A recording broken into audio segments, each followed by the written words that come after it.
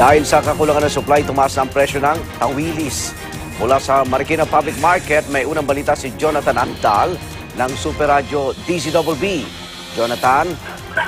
Igan, ramdam na ang kakulangan sa supply ng isdang tawilis dito sa Marikina Public Market. At dahil dyan, tumaas na ang presyo ng tawilis ngayon. Ang dating 80 pesos hanggang 100 piso lang kada kilo ng tawilis. Mabibili na ngayon sa 140 hanggang 180 pesos kada kilo. Halos doble ang itinaas sa presyo. Ayon sa mga nagtitinda, nagsimulang sumirit ang presyo ng isdang tawilis pagpasok ng 2019 dahil sa hirap makahuli ang mga mangingisda.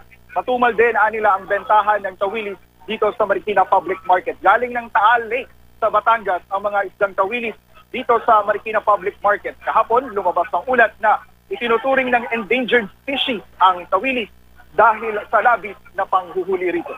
Igan? Ngayon tinuturing na endangered ang tawilis, Jonathan. May balita na ba kung ititigil din ang pagbebenta nito?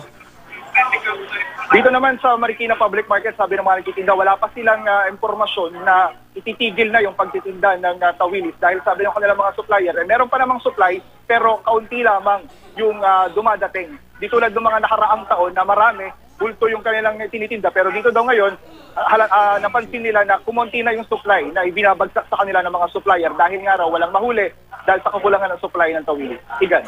Maraming salamat, Jonathan Andal ng Super Radio DZBB.